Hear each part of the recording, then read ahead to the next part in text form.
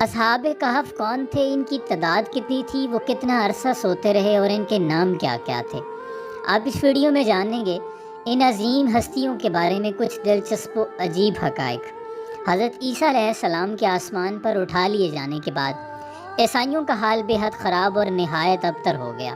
لوگ بت پرستی کرنے لگے اور دوسروں کو بھی بت پرستی پر مجبور کرنے لگے۔ خصوصاً ان کا ایک بادشاہ دقیانوس تو اس قدر ظالم تھا کہ جو شخص بت پرستی سے انکار کرتا تھا یہ اس کو قتل کر ڈالتا تھا۔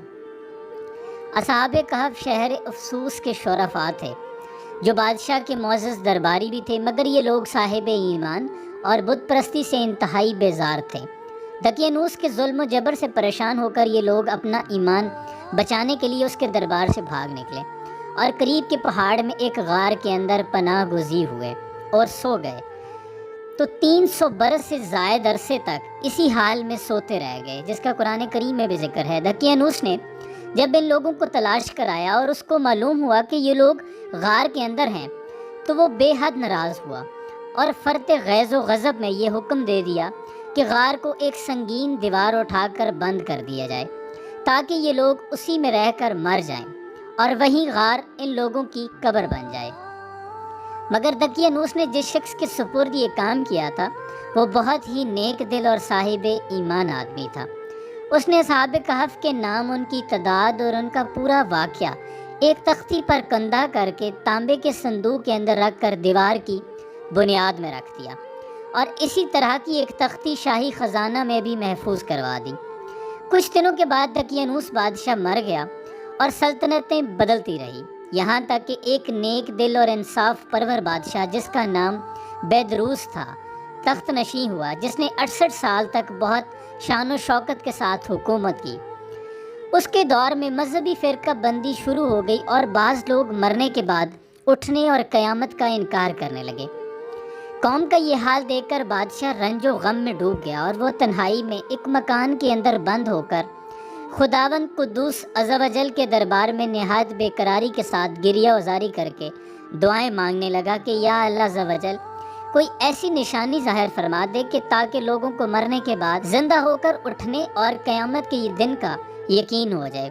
بادشاہ کی یہ دعا مقبول ہو گئی اور اچانک بکریوں کے ایک چرواہے نے اپنی بکریوں کو ٹھہرانے کے لیے اسی غار کو منتخب کیا اور دیوار کو گرا دیا۔ گرانے والے لرزہ و برندام ہو کر وہاں سے بھاگ گئے اور اصحاب کہف بحکم الہی اپنی نیند سے بیدار ہو کر اٹھ بیٹھے اور ایک دوسرے سے سلام و کلام میں مشغول ہو گئے۔ نماز ادا کر لی۔ جب ان لوگوں کو بھوک لگی تو ان لوگوں نے اپنے ایک ساتھی یملیخا سے کہا کہ تم بازار جا کر کچھ کھانا لاؤ اور نہایت خاموشی سے یہ بھی معلوم کرو کہ دقیانوس ہم لوگوں کے بارے میں کیا ارادہ رکھتا ہے۔ یملیخا غار سے نکل کر بازار گئے اور یہ دیکھ کر حیران رہ گئے کہ شہر میں ہر طرف اسلام کا چرچا ہے اور لوگ اعلانیہ حضرت عیسیٰ علیہ السلام کا کلمہ پڑھ رہے ہیں۔ یملیخا یہ منظر دیکھ کر محو حیرت ہو گئے کہ الہی یہ ماجرا کیا ہے؟ اس شہر میں تو ایمان و اسلام کا نام لینا بھی جرم تھا، آج یہ انقلاب کہاں سے اور کیوں کر آ گیا؟ پھر یہ ایک نان بائی کی دکان پر کھانا لینے گئے اور دقیانوسی زمانے کا روپیہ دکاندار کو دیا جس کا چلن بند ہو چکا تھا، بلکہ کوئی اس کا سکہ دیکھنے والا بھی باقی نہیں رہ گیا تھا۔ دکاندار کو شبہ ہوا کہ شاید اس شخص کو کوئی پرانا خزانہ مل گیا ہے، چنانچہ دکاندار نے ان کو حکام کے سپرد کر دیا اور حکام نے ان سے خزانے کے بارے میں پوچھ گچھ شروع کر دی۔ کہا بتاؤ خزانہ کہاں ہے؟ یملیخا نے کہا کہ کوئی خزانہ نہیں ہے، یہ ہمارا ہی روپیہ ہے۔ حکام نے کہا ہم کس طرح مان لیں کہ یہ روپیہ تمہارا ہے؟ یہ سکہ 300 برس پرانا ہے اور برسوں گزر گئے کہ اس سکے کا چلن بند ہو گیا اور تم ابھی بھی جوان ہو، لہٰذا صاف صاف بتاؤ کہ عقدہ حل ہو جائے۔ یہ سن کر یملیخا نے کہا کہ تم لوگ یہ بتاؤ کہ دقیانوس بادشاہ کا کیا حال ہے؟ حکام نے کہا کہ آج روئے زمین پر اس نام کا کوئی بادشاہ نہیں، ہاں سینکڑوں برس گزر گئے کہ اس نام کا ایک بے ایمان بادشاہ گزرا ہے جو بت پرست تھا۔ یملیخا نے کہا کہ ابھی کل ہی تو ہم لوگ اس کے خوف سے اپنے ایمان اور جان کو بچا کر بھاگے ہیں۔ میرے ساتھی قریب ہی ایک غار میں موجود ہیں، تم لوگ میرے ساتھ چلو، میں تم لوگوں کو ان سے ملا دوں۔ چنانچہ حکام نے عمائدین شہر کثیر تعداد میں اس غار کے پاس پہنچے۔ اصحاب کہف یملیخا کے انتظار میں تھے۔ جب ان کی واپسی میں دیر ہوئی تو ان لوگوں نے یہ خیال کر لیا کہ شاید یملیخا گرفتار ہو گئے ہیں، اور جب غار کے منہ پر بہت سے آدمیوں کا شور و غل سنا تو یہ سمجھ بیٹھے کہ غالباً دقیانوس کی فوج ہماری گرفتاری کے لیے آن پہنچی ہے، تو یہ لوگ نہایت اخلاص کے ساتھ ذکر الہی اور توبہ استغفار میں مشغول ہو گئے۔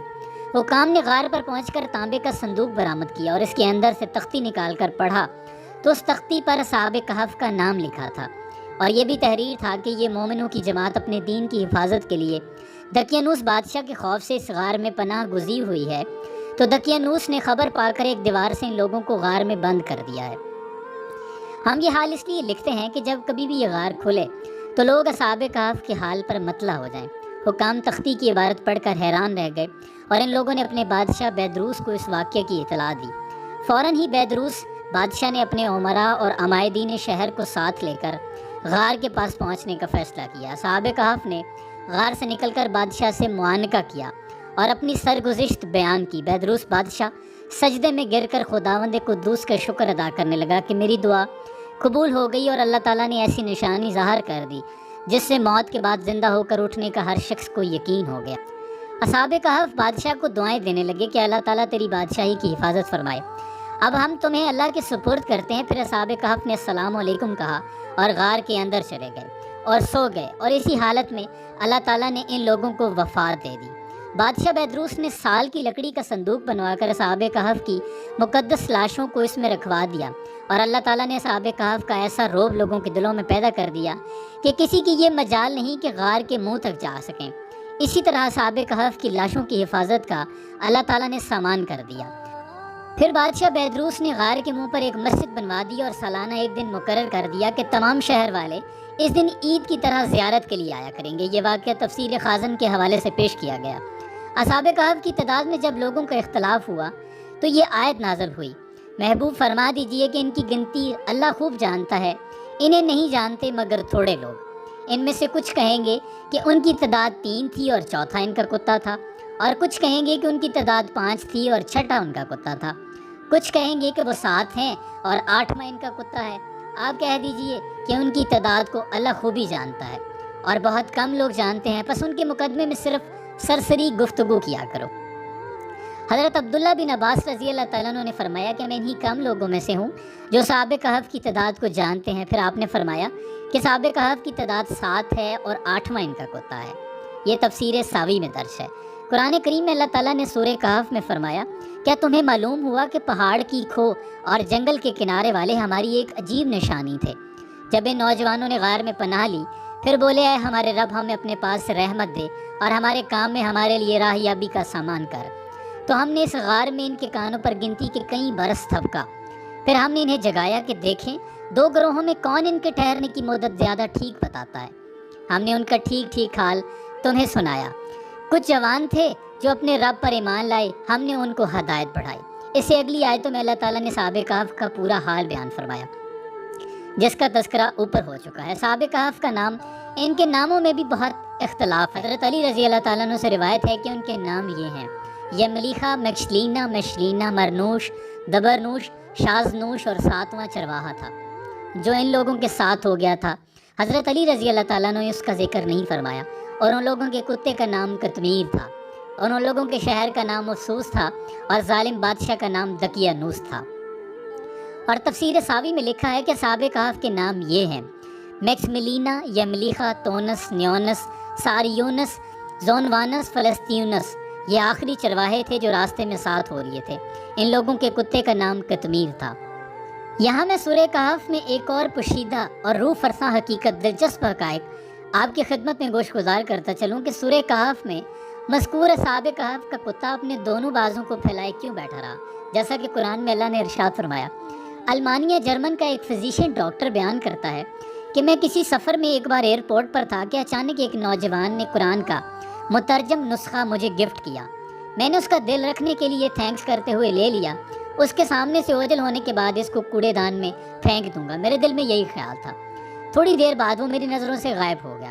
میری بھی فلائٹ کا وقت ہو چلا تھا اور میں جہاز میں بیٹھ گیا۔ سفر طویل تھا۔ اکتاہٹ کی وجہ سے ادھر ادھر پلٹی لی تو جیب میں کچھ وزن سا محسوس ہوا، نکالا تو وہی قرآن کا نسخہ تھا جسے میں کوڑے دان کی نظر کرنے والا تھا، پر بھول گیا۔ خیر دل میں خیال آیا، دیکھوں تو صحیح کیا ہے اس میں، کچھ وقت بھی گزر جائے گا۔ میں نے کھولا تو میرے سامنے سورہ کہف کھولی اور میں دھیرے دھیرے ورگردانی کرنے لگا۔ اچانک میں 2 ایسی آیتوں سے گزرا جنہوں نے مجھے ٹھہرنے اور غور کرنے پر مجبور کر دیا۔ وہ دونوں آیتیں یہ تھی، آپ دیکھیں گے کہ آفتاب بوقت طلوع ان کے غار سے دائیں جانب کو جھک جاتا ہے اور بوقت غروب ان کے بائیں جانب کترا جاتا ہے، اور وہ اس غار کی کشادہ جگہ میں ہیں۔ دوسری آیت یہ ہے کہ اور آپ خیال کرتے کہ وہ بیدار ہیں حالانکہ وہ سوئے ہوئے تھے، خود ہم ہی انہیں دائیں بائیں کروٹ دلایا کرتے تھے اور ان کا کتا بھی چوکھٹ پر اپنے ہاتھ پھیلائے ہوئے تھا۔ یہ سورہ کہف قرآن کی آیات ہیں۔ ڈاکٹر کہتا ہے کہ ان کا سونا اور کروٹیں لینا سمجھ میں آتا ہے کہ یہ اس لیے ضروری ہیں تاکہ ان کا جسم اگر ایک ہی کروٹ رہیں گے تو خراب ہو جائیں گے اور جسم کو مٹی کے کھا جانے کا خطرہ ہے۔ ڈاکٹر کو اس سے بھی کوئی حیرت نہیں ہوئی، جس میں یہ ہے کہ آپ دیکھیں گے کہ آفتاب بوقت طلوع ان کے غار سے دائیں جانب کو جھک جاتا ہے اور بوقت غروب ان کے بائیں جانب کترا جاتا ہے، اور وہ اس غار کی کشادہ جگہ میں ہے، کیونکہ سورج غار میں روزانہ داخل ہوتا ہے مگر ڈائریکٹ ان کے جسم پر روشنی نہیں پڑتی۔ ڈاکٹر کا کہنا ہے کہ علم طب میں یہ بات لکھی ہوئی ہے تاکہ جسم پر بستر کے نشانات نہ پڑیں۔ ضروری ہے کہ کمرہ ہوادار ہو، سورج کی روشنی اس میں آتی جاتی رہے لیکن سیدھی جسم پر نہ پڑے۔ پھر ڈاکٹر دوسری آیت کے بارے میں غور و فکر کے بعد لکھتا ہے کہ کروٹ لینا بھی ضروری ہے، وہ اس لیے کہ ایک ہی کروٹ پڑے رہنے سے جسم پر زخم نہ پڑ جائیں اور پھر اس میں بدبو پھیل جائے اور زمین اپنی خوراک بنا لے۔ ڈاکٹر کہتا ہے کہ اب تک مجھے جس چیز نے سب سے زیادہ حیرت زدہ کیا وہ ان سب کا کتا ہے، جس کے بارے میں آیا ہے کہ اس نے کروٹ نہیں لی بلکہ ویسے ہی اپنے دونوں بازو پھیلائے ایک ہی حالت میں تقریباً 309 برس بیٹھا رہا اور اس کے جسم کو کچھ نہیں ہوا، نہ زخم لگے اور نہ ہی اس میں بدبو پیدا ہوئی۔ اس آیت کریمہ نے اسے تحقیق کرنے پر مجبور کر دیا اور وہ پھر اس پر ریسرچ کرنے لگا۔ اس کی حیرت کی اس وقت انتہا نہ رہی جب تحقیق سے اس نے یہ پایا کہ کتے کے جسم میں چمڑے کے نیچے غدود ہوتا ہے جو ایک مخصوص قسم کا ہے، جو ایسے قسم کا کوئی مادہ نکالتا ہے کہ جس سے کتا اگر زندہ ہے تو اس کا چمڑا خراب نہیں ہوتا، بھلے وہ کتنے برس تک کیوں نہ بیٹھا رہے۔ اسی وجہ سے ان سب کا کتا ان سب کی طرح کروٹ نہیں لے رہا تھا۔ سبحان اللہ! اس معجزاتی آیت کریمہ نے اس ڈاکٹر کو اسلام لانے پر مجبور کر دیا اور وہ مسلمان ہو گیا۔ الحمدللہ! ان ڈاکٹر صاحب نے تو اسلام کو قبول کیا پوری تحقیق کے بعد۔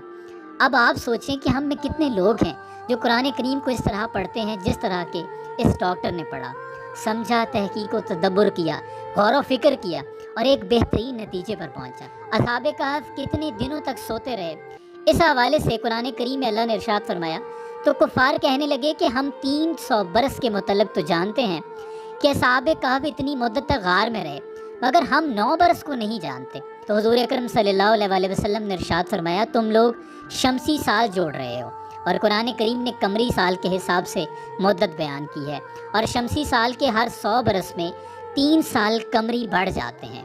حضرت سیدنا ابن عمر رضی اللہ تعالیٰ عنہ سے روایت ہے کہ حضور اکرم صلی اللہ علیہ وسلم نے ارشاد فرمایا کہ جو شخص جمعہ کے روز سورہ کہف پڑھے گا اس کے قدم سے آسمان تک نور بلند ہوگا جو قیامت کو اس کے لیے روشن ہوگا، اور ان 2 جمعوں کے درمیان جو گناہ ہوئے بخش دیے جائیں گے۔ اور ایک اور روایت میں ہے کہ جو شخص پر روز جمعہ سورہ کہف پڑھے اس کے لیے دونوں جمعوں کے درمیان نور روشن ہوگا۔ لیکن ضروری ہے کہ پورے تدبر کے ساتھ سورہ کہف کی تلاوت کی جائے اور اس میں کیا حکم ہے اور کیا راز پوشیدہ ہیں، اس کے بعد اللہ کی حمد و ثنا بیان کی جائے۔ امید ہے آپ کو یہ ویڈیو پسند آئی ہوگی۔ اپنا بہت سا خیال رکھیے۔ حیات باقی، ملاقات باقی۔